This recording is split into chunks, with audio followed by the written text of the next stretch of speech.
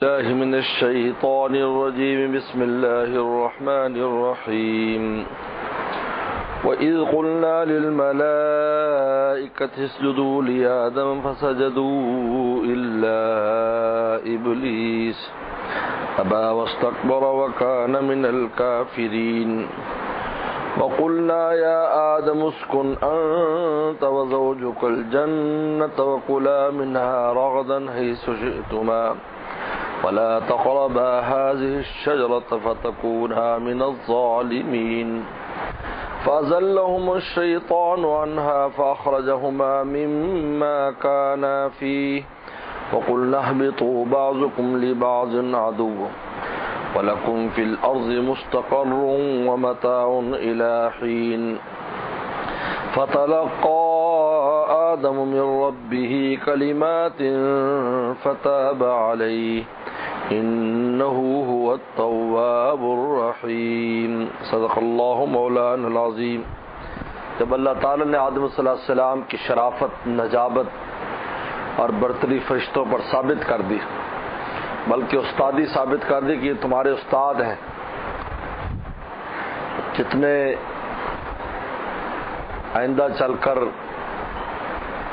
زمین اور آسمان کے نئے نئے معاملات اور نئے نئے کام تمہارے سامنے آئیں گے، وہ سکھانے والے آدم صلی اللہ علیہ وسلم ہیں. اس سے پہلے فرشتوں کو ان کی خبر نہیں تھی. اب ان کی عملی تعظیم کرائی، اپنے خلیفہ کی عملی تعظیم، تاکہ سب یہ سمجھ لیں کہ ہمیں مستقبل میں ان کی فرما برداری کرنی، ان کی مان کے چلنا ہے، ان کا تعاون کرنا، ان کی مدد کرنی. جس طرح بادشاہ جب کسی کو اپنا نائب بناتا ہے تو اپنی فوجوں کو اس کو سلامی دینے کا اور اپنے وزراء کو اس کو سلامی اور پروٹوکول دینے کا حکم دیتا ہے، تاکہ پتہ چل جائے کہ آئندہ جب یہ سریر خلافت پر متمکن ہو تو سب اس کی فرما برداری کریں. تو اللہ نے آدم صلی اللہ علیہ وسلم کی بھی تعظیم کرائی تمام فرشتوں سے. یہ سجدہ جو تھا، یہ سجدہ کرایا، سجدے کا حکم دیا. سجدے دو ہوتے، ایک سجدہ عبادت ہوتا ہے، وہ غیر اللہ کے لیے جائز نہیں ہے، اور ایک ہے سجدہ تعظیمی. یہ پہلی امتوں میں جائز تھا، جس طرح یوسف صلی اللہ علیہ وسلم کے والدین بھائیوں نے سجدہ وخروا لہ سجدا، سجدے میں گر پڑے. لیکن اس امت میں حرام قرار دے دیا گیا، گناہ کبیرہ ہے. تو رسول اللہ نے ارشاد فرمایا اگر سجدہ کسی کے لیے جائز ہوتا تو میں عورتوں سے کہتا مردوں کو سجدہ کرے. بخاری شریف میں معلوم ہے کہ اس امت میں سجدہ تعظیمی حرام ہے. باقی دور عبادت کے سجدہ کبھی جائز نہیں ہوا. لہٰذا یہ جو آدم السلام کو سجدہ کرایا گیا تھا، یہ تعظیمی سجدہ تھا، یہ بطور عبادت نہیں تھا. یا ایک طرح گویا کہ قبلہ بنایا گیا، ان کو قبلہ بنایا گیا آدم السلام کو اور سجدہ کرایا گیا. اور قبلے کی دو شرطیں ہیں قبلہ بنانے کی. پہلی شرط یہ کہ وہ ساجد کی جنس سے نہ ہو، ساجد اور مسجود کی جنس الگ ہو، کیونکہ اگر اپنی جنس کو کرے گا تو اس کے اندر شرک کا شائبہ ہے. ایک عجیب بات لکھی ہے قبلہ بنانے کے لیے کی ہے کہ شرک کا شائبہ ہے اگر اسی جنس سے ہو. لہٰذا فرشتوں کو آدم سے کہا گیا کہ اس کو قبلہ بناؤ، سجدہ کرو. اور دوسرا ہے کہ حکم ربانی بھی ہو. چنانچہ ہمارا قبلہ خانہ کعبہ یا بیت المقدس بنایا گیا جو انسانوں کی جنس سے نہیں ہے. کیا سمجھ؟ تو تعظیم کرائی گئی کہ سجدہ کرو. اذ قلنا، یاد کرو اس وقت کو. یہاں پر عبارت معذوف ہوا کرتی ہے عام طور پر، یعنی اس احسان کو یاد کرو جب ہم نے فرشتوں سے کہا. یعنی یہ انسانوں کو مخاطب کیا جا رہا ہے، دراصل کفار کو کہا جا رہا ہے کہ تم دیکھو ہم نے کتنے تمہیں بڑا مقام دیا ہے کہ تمہارے جو باپ تھے ان فرشتوں کو سجدہ کرایا اور تم ہے کہ منکر ہو رہے شیطان کی طرح. للملائکہ فرشت، ملائکہ میں سارے ملائکہ داخل ہیں، سفلی بھی اور علوی بھی، اوپر والے بھی نیچے والے بھی. بعض نے کہہ دی کہ نیچے والے فرشتے مراد تھے جو زمین پر کام کرتے تھے، آسمانی نہیں. لیکن ایسا نہیں ہے، آسمانی فرشتوں کو بھی ویسے ہی آدم السلام کا فائدہ ہوا ہے جیسے زمینی کو ہوا ہے. کہ وحی الہی تو آسمان سے آتی تھی تو آسمانی والے لے کے آتے تھے، وہی ہے. پھر اعمال نیچے سے اوپر جاتے تھے، پھر اوپر سے ان کو زمین والوں کے لیے بھیجا جاتا تھا، جیسے لیلۃ القدر کے اندر بھیجا جاتا ہے. پھر آسمانوں سے ان کو زمین والوں کے لیے جہاد میں شرکت کے لیے بھیجا جاتا تھا. آپ بتائیے، تو آسمان والوں کو بھی اسی طرح برکات اور خیرات آدم السلام کیا جیسے زمین والوں کو حاصل ہوئی. زمین والے تو چلو ساتھ ساتھ ہے ہر وقت، لیکن آسمان والوں کی ڈیوٹیاں بھی آدم السلام کی وجہ سے آسمان پر بھی بڑھ گئی، زمین پر بھی بڑھ گئی. اب نمازیں آ رہی ہیں، اب روزے آ رہے ہیں، اب یہ آ رہے ہیں، اور جناب اعمال اوپر پہنچ رہے ہیں اور سارے معاملات چل رہے ہیں. پھر جنت دوزخ کے معاملات اور یہ سارے جتنے معاملات ہیں جو آسمانی معاملات ہیں. لہذا للملائکہ میں سارے فرشتے مراد ہیں، وہ زمینی ہو یا آسمانی ہو. سارے فرشتوں سے کہا گیا اسجدوا لآدم، آدم کو سجدہ کرو. سجدہ کہتے ہیں وضع جبہۃ الارض، اپنی پیشانی زمین پر رکھے. لا سخریۃ فیہ، جس میں مذاق اڑانا نہ ہو، تعظیم ہو. تو اگر بطور عبادت کی ہو تو وہ تو عبادت کا سجدہ ہے. ایک بطور تعظیم کے، جیسے پہلے جائز تھا بعد میں حرام قرار دے دیا. فسجدوا، سب نے سجدہ کیا، الا ابلیس، سوائے ابلیس کے. اب ابلیس جو ہے اس کو بھی فرشتوں میں شمار کر کے اس کو بھی حکم دیا گیا، کیونکہ یہ فرشتوں کا استاد بنا ہوا تھا. اور ابلیس کی ہسٹری یہ ہے کہ زمین پر جب جنات نے بہت فساد مچایا تو عذاب کا حکم ہوا کہ مارو پیٹو قتل کرو ان کو. فرشتے کو جماعتیں اتری، تو یہ ابلیس بھی چونکہ جنات میں سے تھا تو یہ عبادت گزار اور نیک تھا، بظاہر عبادت گزار نیک تھا. تو فرشتوں سے کہا کہ میں تو اس فساد میں شامل نہیں، تو دربار الہی میں اس کو لے گئے. ان کا یہ نیک ہے، تو اللہ تعالی نے فرشتوں کی سفارش قبول کر لی تو فرشتوں میں رہنے لگا. اب اس کے اندر دراصل یہ بات تھی کہ زمین میں جب مار دھاڑ کر دی اللہ تعالیٰ نے اور بالکل تقریباً جنات کی اکثریت کو ختم کر دیا اور جو رہ گئے ان کو جنگلوں میں اور پہاڑوں میں اور ان میں بھگا دیا، آباد علاقوں سے اور اچھے علاقوں سے ان کو نکال دیا ہے، تو اس کے دل میں بات تھی کہ مجھے زمین کی ان سیادت اور قیادت مل جائے گی، کیونکہ میں نیک ہوں. ان عبادت میں اور میں نے شروع کر دی. اور کوئی اللہ کو حکم آتا، چونکہ فرشتوں کو حکم ملتا تو یہ وہی ہوتا، تو یہ اس حکم کو ان سے پہلے جا کے کرنے کی کوشش کرتا. یعنی حکم تو کسی کو دیا جاتا، بھاگ کے پہلے چلا جاتا. اس طرح اس نے اپنے خوب نمبر بنائے، اور خوب نمبر بناتے بناتے عزازیل بن گیا. عزازیل، عبدالعزیز نام رکھا گیا اس کا، اور فرشتوں کا استاد بن گیا. لیکن جب اللہ فرمایا انی جاعل فی الارض خلیفہ، تو جل مرا اندر سے، کیونکہ وہ جس کام کے لیے محنت کر رہا تھا وہ تو گئی، وہ سیٹ ہی چلی گئی. اللہ فرمایا تیسری مخلوق آئے گی خلافت کے لیے. اب اس میں حسد کی آگ بھڑکی، اب اس کے دل میں وہ حسد کی آگ لگ گئی. اب اس کا اظہار یہاں ہوا، فرمایا فرشت جو ہے سجدہ کرو. اب یہ بھی اس میں شامل تھا. مجھے بتایا اگر بادشاہ یہ کہے، وزیروں سے کہے کہ بھائی اس کو سلامی دو، تو بتاؤ وہاں جو فرش لگانے والے باورچی چوکیدار، کیا وہ سلام نہیں کریں گے؟ اس کو سلامی نہیں دیں گے؟ وہ تو بطریقہ اولا دیں گے جب بڑے دے رہے ہیں. تو لہذا اس کو اس الا ابلیس میں جو بعض نے کہا جی استثناء جو کیا ہے تو وہ تو شامل ہی نہیں تھا، لیکن قرآن کی آیت سے یہ معلوم ہوتا ہے از امرتک کا لفظ جو قرآن میں دوسری جگہ آتا ہے، اس سے پتہ چلتا ہے شاید الگ سے اس کو حکم بھی دیا گیا، از امرتک، جب میں نے تجھے حکم دیا. معلوم ہو سکتا ہے کہ اس کو اسپیشل اللہ نے کہا ہو کہ تو بھی سجدہ کر. اس نے الا ابلیس نے سجدہ نہیں کیا، ابا، انکار کر دیا. واستکبر، اور بڑائی اور تکبر کیا کہ میں سجدہ کروں. یعنی تین اس نے تین بڑے جرم کیے.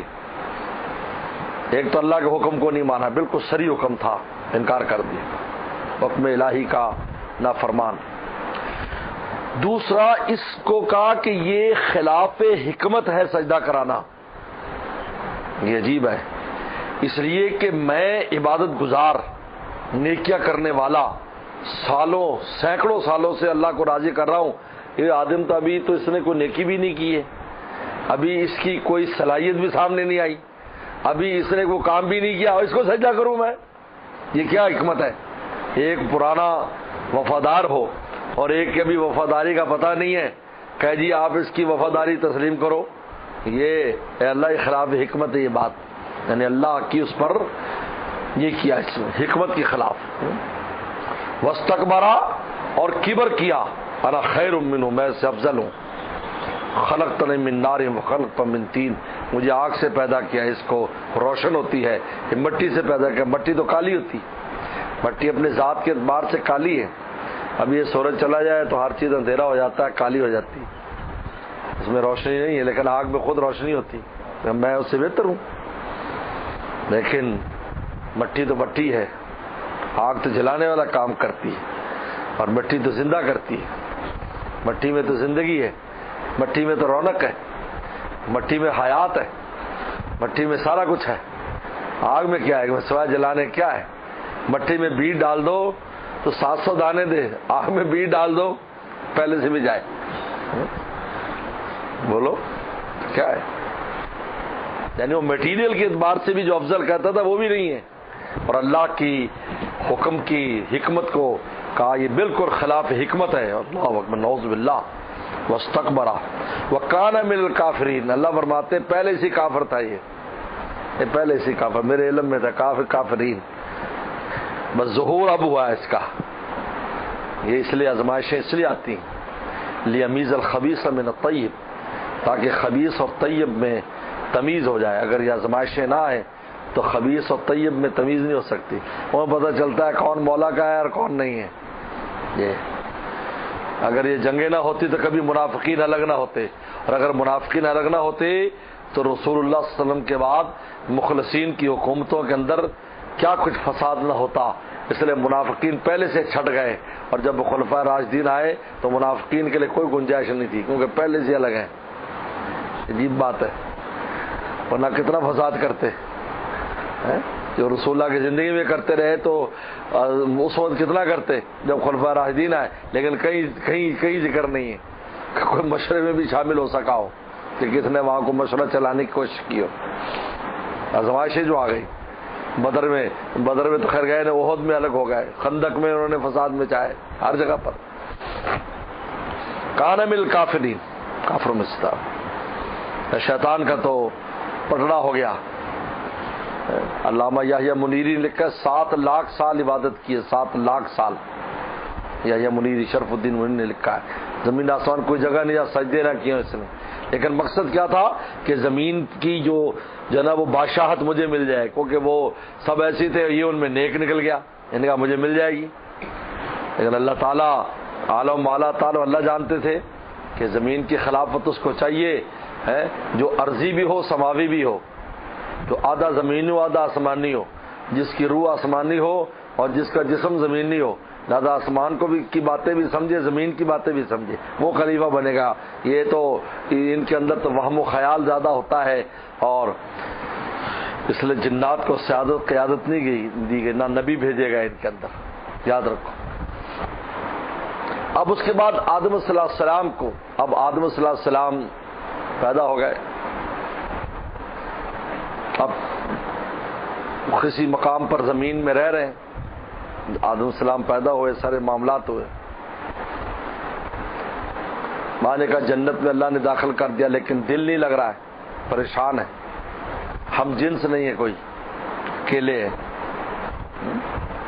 ویسے تو پیدا ہوتے ہی آدم السلام کو فرشتوں کو سلام کرایا گیا، تعارف کرا دیا گیا، لیکن پریشان ہے، تو اللہ تعالیٰ تو جانتے تھے، آدم السلام سوئے، کہا کہ ان کے بائیں پسلی نکال کر حوا کو پیدا کرو، حوا بنائی گئی، اماں حوا، بہت خوبصورت اور حسین و جمیل تھی اماں حوا، دنیا میں آنے والی ساری حسینوں کی ماں ہوں گی تو کتنی حسین ہوں گی، اماں حوا کو پیدا کر دی، وہ پسلی کو صحیح کر دیا گیا، جب اٹھے تو دیکھا کہ وہ بیٹھے، ہم جنس بیٹھا ہے، او خوش ہو گئے،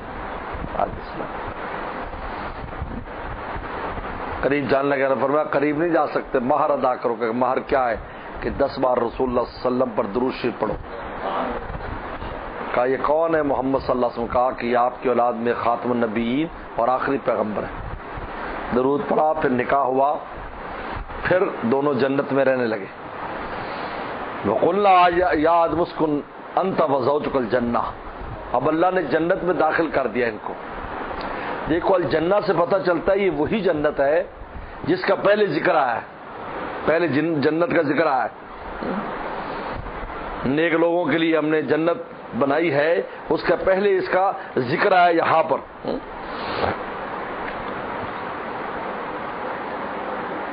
کہ جو پہلے کفار کا ذکر ہے اور اس کے بعد ایمان والوں کا ذکر ہے، اور پھر جنت کا ذکر ماقبل میں گزرا ہے.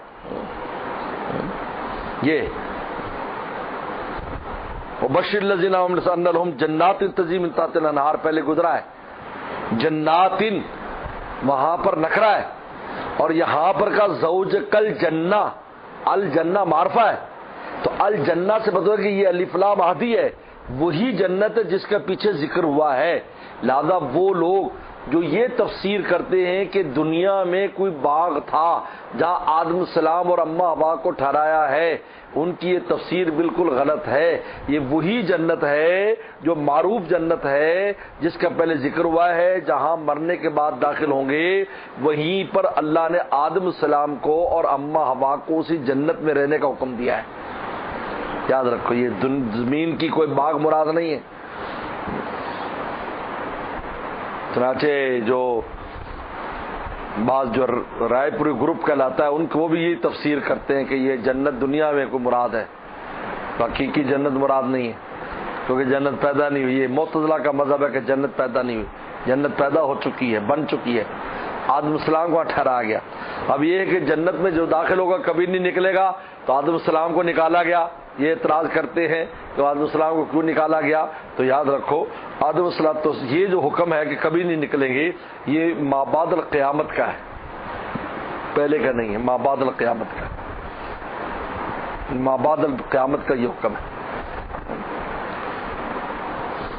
تو اور تیری بیوی جنت میں رہے. یہ جنت میں کیوں رکھا گیا؟ اس میں عجیب و غریب مسئلہ تھی، کیونکہ جنت کے اندر ہر چیز تیار شدہ تھی. مکانات بنے ہوئے تھے، سڑکیں بنی ہوئی تھیں، نہریں بنی ہوئی تھیں، درخت تھے، باغات تھے، ہر چیز تھی. تو وہاں پر آدم السلام اور ابا حوا کو رکھا گیا تاکہ زمین پر جا کر جب زمین کو آباد کریں گے تو کیسے آباد کیا جائے، وہاں کے پانیوں سے کیسے فائدہ اٹھایا جائے، وہاں درخت کیسے لگایا جائے، وہاں پھل کس طرح کے ہوں گے، کیا ہوگا کیا نہیں ہوگا. تو جنت میں سارا کچھ ان کا تعارف کرا کر پھر زمین پر بھیجا گیا کہ تاکہ زمین کو اب اسی نقشے پر آباد کریں. چنانچہ اماں حوا کو بھی اس لیے رکھا گیا کہ وہ جو مکان جنت کے تھے ان میں فرش بچھے ہوئے ہیں، ان میں چارپائیاں ہیں، ان میں پردے لگے ہوئے ہیں، ان میں یوں صفائی ہوتی ہے، ان میں غلمان یوں کر رہے ہیں وہ کر رہے ہیں. تو اماں حوا جب زمین پر آئی تو آنے کے بعد ان نے گھر کی سیٹنگ ویسی کی، وہ گھر کے کام میں لگ گئیں، آدم السلام باہر کے کام میں لگ گئے. بیج کس طرح ڈالنا ہے، کھیتی کس طرح کرنی ہے، فلانا درخت کا کیا خواص ہے، فلانا درخت کا کیا کام ہے. تو دونوں کو رکھا گیا تاکہ گھر بھی آباد ہو اور شہر اور بازار بھی آباد ہو، اس لیے دونوں کو وہاں رکھا گیا. یہی وجہ ہے کہ اماں حوا چونکہ وہاں سے گھریلو معاملات سیکھ کر لائی تھی، تو جو بچیاں ہوتی ہیں بچپن ہی سے ان میں گھریلو معاملات کی دلچسپی ہوتی ہے، باہر کے معاملات دلچسپی نہیں ہوتی. باہر کے معاملات میں لڑکوں کو دلچسپی ہوتی ہے، وہ فٹ بال کھیلنے بھی جانا ہے اور ان کو نہر پہ نہانے بھی جانا ہے اور ان کو فلانا کام بھی کرنا ہے. لیکن بچیوں کو یہ نہیں ہوگا، وہ بچیوں کے گھروں کے کام، جھاڑو دینا، یہ کرنا وہ کرنا ہے، وہ چھوٹے چھوٹے مکان بنا کر جو ہے وہ کھیلنا اور گڑیاں پٹولے کھیلنا، یہ ان کی فطرت میں رکھا، کیونکہ اماں حوا نے یہ ساری چیزیں جنت میں دیکھ لی تھی، اس لیے دونوں کو رکھا گیا. انت وزوجک الجنہ، تو اور تیری بیوی جنت میں رہے. وَكُلَا مِنْهَا رَغَدًا حیث شئتما، اور خوب کھاؤ جہاں سے چاہو، تاکہ طرح طرح کے پھل، طرح طرح کی چیزیں، گھومو پھرو جنت میں تاکہ ساری چیزیں اور پھلوں کے ذائقے اور یہ سب آپ کے سامنے آ جائے. لہذا دنیا کی جتنے پھل ہیں یہ فوٹو اسٹیٹ ہے آخرت کے پھلوں کی، لیکن اس میں ان کی مقدار میں فرق ہے، ذائقے میں فرق، ہر چیز میں فرق ہے. لیکن یہاں آم ہے وہاں بھی آم ہوگا، یہاں انگور ہے تو وہاں بھی انگور ہوگا، یہاں بیر ہے تو وہاں بھی بیر ہوگا، ہر چیز وہاں کی موجود ہے. لیکن وہ لیکن یہ اور حقیقت الگ ہوگی.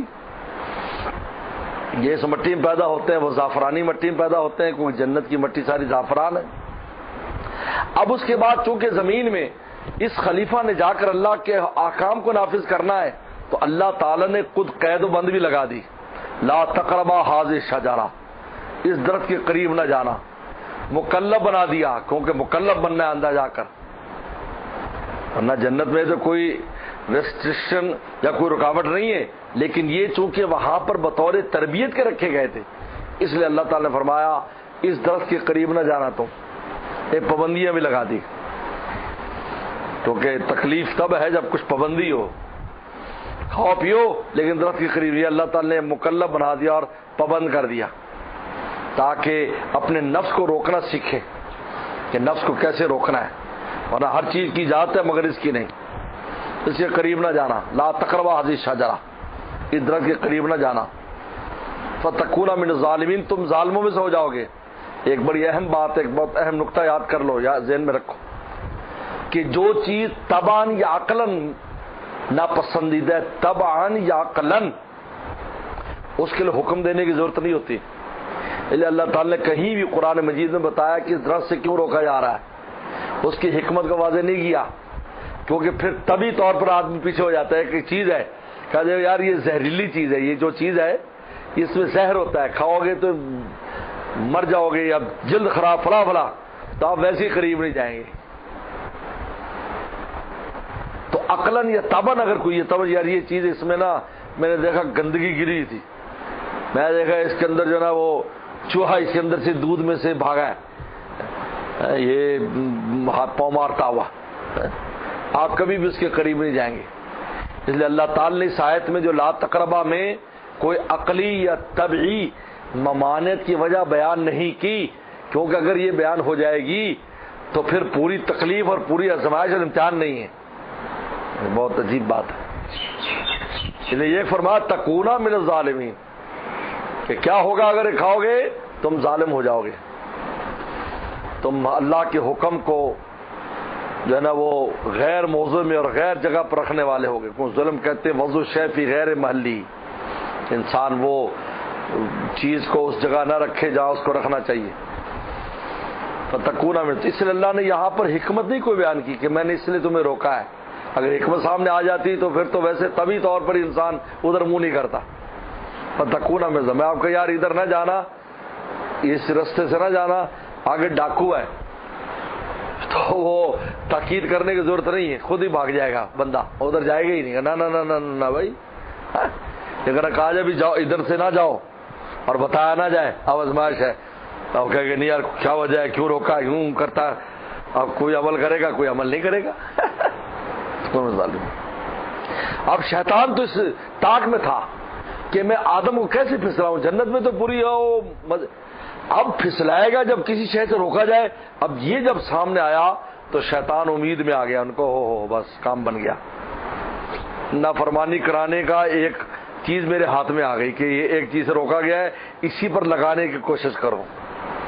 فَأَزَلَّهُمُ الشَّيْطَانُ عَنْهَا، شیطان نے پھسلا دیا اس حکم سے، اس درخت سے پھسلا دیا. شیطان آدم السلام جنت میں تو آ نہیں سکتا تھا، یہ تو دیوار کے پاس کھڑے ہو کر رابطہ کیا. آدم السلام پھرتے رہتے تھے. مور کو استعمال کہتے، مور دیوار کے قریب جا کر وہ ناچنے لگا تو دیکھنے کے لیے گئے یہ کیا کر رہا ہے. وہ وہی شیطان نے گفتگو شروع کر دی دیوار سے. گیٹ سے آنے کی اجازت نہیں تھی، وہاں فرشتوں کا پہرا تھا.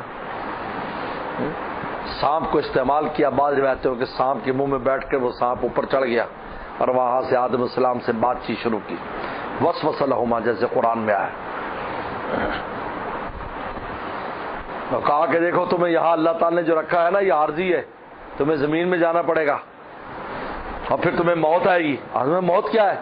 تو کہتے باقاعدہ مر کے دکھایا، یوں مرے گا اور یوں تڑپا اور رو جی خواہ چلایا جیسے جان نکل. تو آدم السلام ڈر گئے، اماں ابا بھی ڈر گئے کہ یہ کیا ہے کہ اس طرح تمہیں موت آئے گی، زمین میں لے جایا جائے گا. تو انہوں نے کہا پھر اس کا کیا حل ہے؟ ان کا حل یہ درخت ہے، یہ درخت اس لیے منع کیا ہے، یہ کھاؤ گے تمہیں موت نہیں آئے گی. یہ پھر بھی یقین نہیں کیا. آدم علیہ السلام نے کہا یہ کیسے ہو سکتا ہے، یہ فنا کا درخت ہے، یہ زوال کا درخت ہے، یہ ذلت کا درخت ہے، اس لیے تو خدا نے منع کیا ہے، اس کے قریب جانے سے ظالم ہو جائیں گے، ہم نہیں جائیں گے قریب اس کے. قاسمہما انی لکما لمن الناصحین، قسم کھانے لگا کہ میں نصیحت کرتا ہوں کہ اللہ تعالیٰ تمہیں دور بھیجنا چاہتے ہیں، اگر یہ کھا لیا تو دور نہیں جاؤ گے. ان تکونا ملکین او تکونا من الخالدین، کہ تم دونوں فرشتوں کی طرح جنت میں رہو گے یا ادھر پھرتے رہو گے اللہ کے قرب میں، اور تم خالدین میں سے ہو جاؤ گے. یعنی آدم السلام کی عشق سے فائدہ اٹھایا، محبت سے، کہ اللہ کے قرب سے دوری ان کو بہت گراں تھی.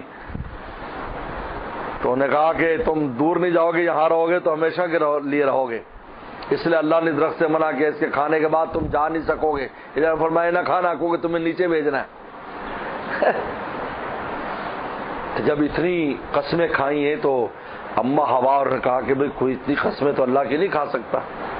یعنی آدم السلام اور اما نے بھی اللہ کے نام پر یہ کام کر لیا کہ اللہ کا نام لے رہا ہے، قسم قسم کھاتا ہے. انہیں کیا پتا جھوٹی قسم بھی، وہ تو نئے نئے دنیا میں آئے تو انہیں کیا پتا جھوٹ بھی کوئی چیز ہے.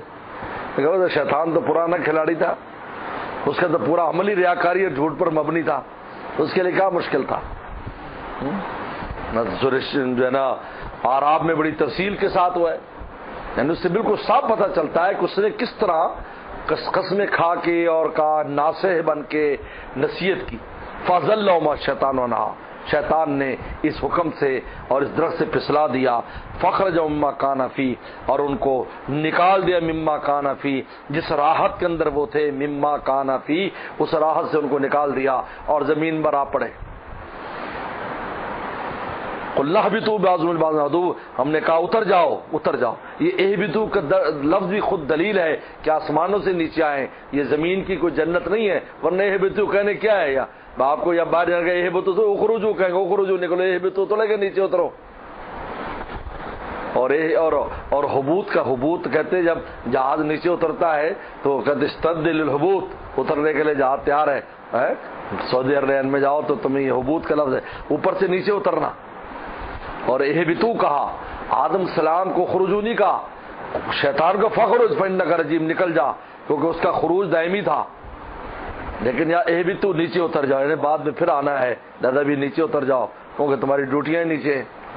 اہبطوا اتر جاؤ، منہا قُلْ اهْبِطُوا اتر جاؤ، بعض کے دشمن بن کر. شیطان انسان میں دشمنی ہو گئی، آپس میں بھی دشمنیاں. وَلَكُمْ فِي الْأَرْضِ مُسْتَقَرٌّ، تمہارے لیے زمین میں مستقر ہے، ٹھکانہ ہے. اور متاعٌ، اور فائدہ اٹھا، الہین، ایک مدت خاص تک، موت تک ایک مدت خاص. ہین سے مراد دو ہیں، ایک انفرادی مدت، اجتماعی مدت. انفرادی مدت موت، اجتماعی مدت قیامت. الہین، قیامت آئے گی سب ختم، یا ہر ایک کی موت آ جاتی. الہین. فَتَلَقَّىٰ آدَمُ مِن رَّبِّهِ كَلِمَاتٍ فَتَابَ عَلَيْهِ، پھر آدم السلام سے جب یہ کام ہوا بے چین ہو گئے. کہا آدم السلام جس ندامت کے ساتھ وہ تڑپے تھے، پوری ان کی اولاد کی ندامت تڑپنا ایک طرف گناہوں پر، آدم السلام کا ایک طرف. کہتے ہیں ان کے آنسوں سے گھاس پیدا ہوگی، گھاس. اتنا سجدے میں اتنے طویل رہے اور روئے کہ وہ گھاس ان کے سر سے اونچی ہوگی، چھپ گئے اس گھاس میں، اپنی آنسوں کی گھاس میں. جب زمین پر اتار دیتے روئے. کس طرح معافی مانگے، الفاظ بھی نہیں ہیں. جب انسان ندامت غلبہ ہوتا ہے کس طرح منہ دکھائے. فَتَلَقَّىٰ آدَمُ مِن رَّبِّهِ كَلِمَاتٍ، اللہ نے پھر خود کلمات توبہ عطا فرمایا آدم علیہ السلام کو. تلقا، لیے آدم کلمات. فَتَابَ عَلَيْهِ، تو اللہ تعالی نے توبہ قبول فرما لی. توبہ کا لفظ جب بندے کے لیے بولا جاتا ہے تو اس سے مراد ہے ندامت کے ساتھ، آہوزاری کے ساتھ اللہ سے معافی مانگنا اور آئندہ کے لیے گناہ نہ کرنے کا عزم کرنا. اور جب توبہ کا لفظ اللہ تعالیٰ سے منسوب ہو تو توفیق توبہ اور قبولیت توبہ. تاب علیہم لیتوبوا، ان کو توفیق توبہ دی، لیتوبوا، تاکہ توبہ کر لیں. یہ اہم باتیں جو پورے قرآن میں ہر جگہ استعمال ہوتی ہیں. ایک جگہ سمجھ لوگ ہمیشہ کے سمجھ میں آ جاتی بات. وہ کیا کلمات تھے؟ دوسری جگہ پر ربنا ظلمنا انفسنا وان لم تغفر لنا وترحمنا لنکونن من الخاسرین. یا اگرچہ آدم السلام نے سیکھے تھے لیکن یہ لفظ اما حوا دونوں نے کہے. لے قرآن میں قالا ربنا، قالا دونوں نے کہا ربنا ظلمنا، ہم سے انہ هو التواب الرحیم، وہ توبہ قبول کرنے والا اور رحم والا ہے. رحیم تواب کے ساتھ لا کر بتایا کہ قبولیت توبہ اپنی شان رحم کی وجہ سے کرتے ہیں. انہیں کوئی مجبور نہیں کر سکتا کہ تم رو پیٹو تو ضروری توبہ قبول کر لیں. ہاں ہمیں حکم ہے کہ ہم روئیں پیٹیں، لیکن وہ قبول کرتے ہیں شان رحم کی وجہ سے، کیونکہ وہ رحیم ہے. کان بالمومنین رحیمہ، مومنین کے ساتھ وہ بہت رحیم ہے. جب مومن توبہ کرتا ہے تاب اللہ علیہ تو اللہ توبہ ہو تواب، توبہ قبول فرما لیتے ہیں. تو تواب کی وجہ رحیم ہے.